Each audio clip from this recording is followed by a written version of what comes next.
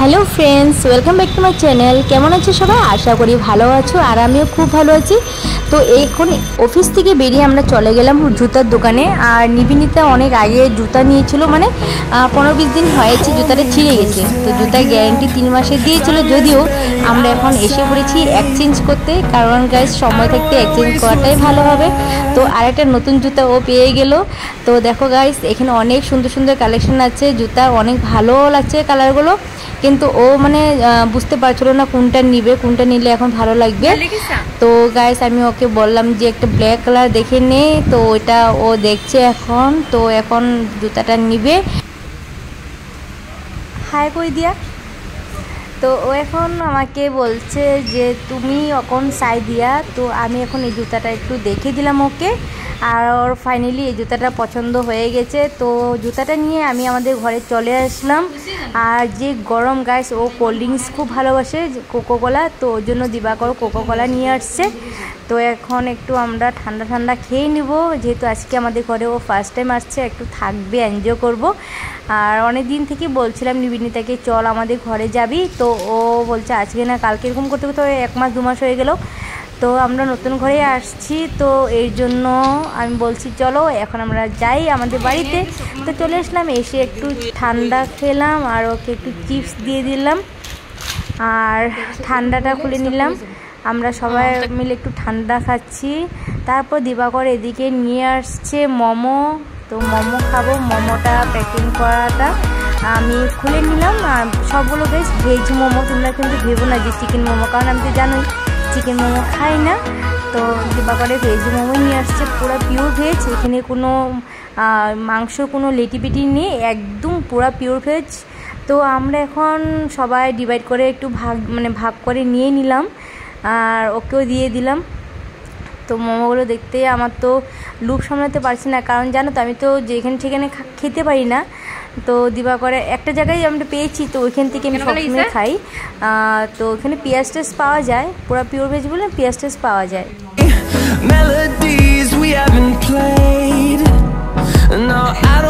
মোমো টোমো খেয়ে রান্না করতে চলে আসলাম। এখানে পটল ভাজা বসিয়েছি, আর কি রান্না করবো তাই চিন্তা করছিলাম। তো আর এখানে বেগুন ভাজা, মানে ভাজার জন্য বেগুন কেটে রেখেছি, বেগুন ভাজা করব। তো এখানে আমার বুটের ডাল রান্না করা হয়েছে, কিশমিশ দিয়ে ডাল করেছি, আর এখানে ভাতও রান্না করা হয়েছে। আর দিবাকরে মাংস নিয়ে আসছে, লোকাল মুরগির মাংস। তো গাইস তোমরা তো জানো আমি মাংস ধরি না, তো নিবিনিতাকে আমি বললাম তুমি একটু পরিষ্কার করে ধুয়ে দাও। তো নিবিনিতা এখন আসছে, পরিষ্কার করে ধুয়ে দিবে।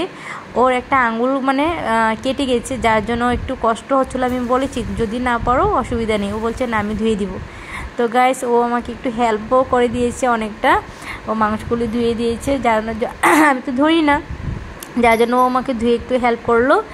তো এখানে লোকাল মুরগির মাংস, ও বলছে যে এগুলো লোকাল মুরগি, আমি তো চিনতেই পারছিলাম না, যে আমি তো খাই না, ওই জন্য আমি জানিও না কি মাংস। তো এখানে মাংস আমার ধোয়া হয়ে গেল। এখন মাংসগুলো আমি মশলা টশলা দিয়ে একটু ম্যারিনেট করে রাখবো, আর ও আমার মেখে দিবে। তো এখানে দিয়ে দিলাম হলুদ গুঁড়ো, দিয়ে দিলাম জিরে গুঁড়ো, আর এখানে বেগুনও ভাজা হচ্ছিলো, মাঝে মাঝে আমি একটু লাড়াচাড়াও দিলাম। আর এখানে এখন সব মশলাগুলো আমি পেস্ট করে নেব। বেগুন ভাজা অলরেডি আমার হয়ে গেছে, এগুলো নামিয়ে একটু আলুটা ভেজে নিব। তো আমি দুনো দিকে কাজ করছি, ওই জন্য তোমাদেরকে দুদিক থেকে আমি দেখাচ্ছি কি করছি আমি। তো এদিকে আমার মাংসটা ম্যারিনেট করে দিব নিবিনিতা। তো এখানে আলু ভাজাও বসিয়ে দিয়েছি, মাংসের আলু। আর এদিকে আমার মশলা পেস্ট করা হয়ে গেছে, এখানে আদা রসুন পেঁয়াজ সব মশলা দিয়ে দিয়েছি সব। তো এখন আমি দিয়ে দিব এখন লঙ্কার গুঁড়ো, আর একটু নুন দিয়ে দিব স্বাদ মতো। আর এখন দিয়ে দিব সরষের তেলটা একটু বেশি করে দিয়েছি। আর ও আমাকে খুব সুন্দর করে ম্যারিনেট করে দিয়েছে, আর আমি ম্যারিনেট করে 15 থেকে 20 মিনিট রেখে দিয়েছিলাম। তো মাংস বানাবো, ওই জন্য আমি তেলের মধ্যে দিয়েছি একটু গোটা পেঁয়াজ যদি একটু দেওয়া হয় না, তাহলে মাংসটা খেতেও ভালো লাগে। আর আমি মাংসর জন্য গোটা পেঁয়াজ দিয়ে দিলাম, আর এখন একটু ব্রাউন কালার করে ভেজে নামিয়ে নিব। তো ব্রাউন কালার করে এখন ভেজে নেওয়ার পর এটার সাথে আমি দিয়ে দিব ম্যারিনেট করা মাংসগুলো। আমি না এই মাংসের সাথে না কোনো জল অ্যাড করবো না, কারণ গাইস জানো তো এই মাংস কষিয়ে বানাবো, কারণ কষিয়ে মাংস খেতে টেস্টি। আর এদিকে আমার জন্য ডিমও দুটো বসিয়ে দিলাম, আর এদিকে ভাজা আলুও দিয়ে দিলাম। এখন আমি সুন্দর করে একটু মানে লাড়াচাড়া করে একটু ঢেকে দিব। আর এদিকে ডিম ভাজা আমার হয়ে গেল। আর এখানে আমি পেঁয়াজটাও ভাজছি। এখানে এখন একটু কস্তুরি মেথি ফেথি দিয়ে ডিমটা একটু কষা গ্রেভি করে বানিয়ে নিব। ফাইনালি আমার মাংস রান্না করা হয়ে গিয়েছে। আর আমি মাংস নামানোর আগে কিন্তু গরম মশলা দিয়েছি, তোমরা ভেবো না যেমন গরম মশলা দিইনি। আর গরম মশলা না দিলে মাংস খেতে ভালো লাগে না। আর এদিকে আমার ডিম এগ কারি মানে ডিমের কারিটা হয়ে গেল আমার। আর দেখতে তো ভালোই লাগছিলো, ও নিবেদিতা খেয়ে বলছে অনেকটা ভালো হয়েছে এগ কারিটা। তো আমি তো খাবো এগ কারি দিয়ে, ওই জন্য আমি এগ কারিটা বানিয়ে নিলাম। এদিকে দেখো গাইস খাওয়া পুরা রেডি। আমি সুন্দর করে গুছিয়ে দিয়ে দিলাম নিবেদিতাকে খেতে, মানে বলছি আস নিবেদিতা ভাত খেতে। তো নিবেদিতা বলছে ঠিক আছে চলো খাওয়া দাওয়াটা করে নিই, রাত্র অনেকটা হয়ে গেছে। তো এখানে দিয়েছি এগ কারি, বুটের ডাল, মাংস, স্যালাড, পটল ভাজা, বেগুন ভাজা, লেবু। আর এদিকে আমি নিয়ে নিচ্ছি পটল ভাজা, বেগুন ভাজা, স্যালাড আর ডাল আর ডিমের এগ কারি, এটা নিয়ে নিলাম।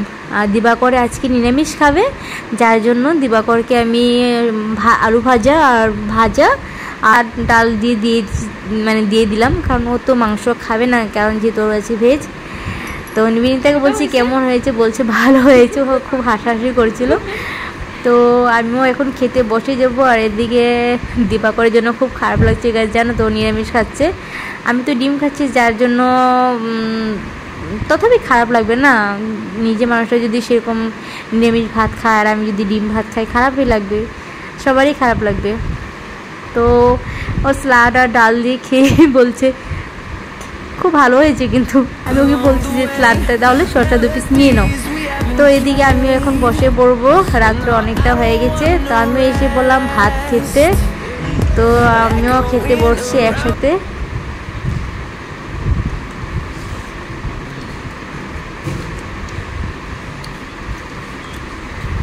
আর এদিকে দিবাকর ফোনের কার সাথে জানি কথা বলছে যাই না।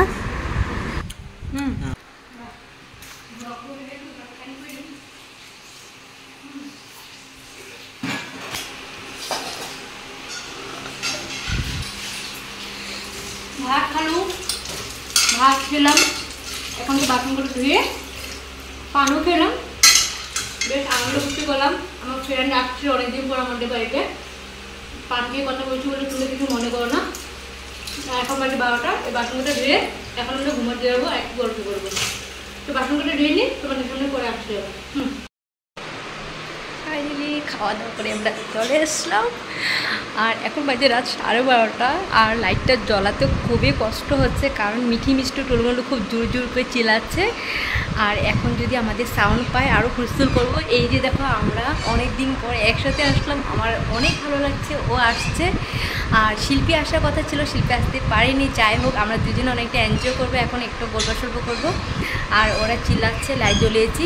তো যাই হোক আজকে ব্লগটা আমি এখানে সমাপ্ত করলাম, পরবর্তী নেক্সট ভিডিও তোমাদের সামনে আবার নিয়ে আসবো। Tata, bye bye, good night.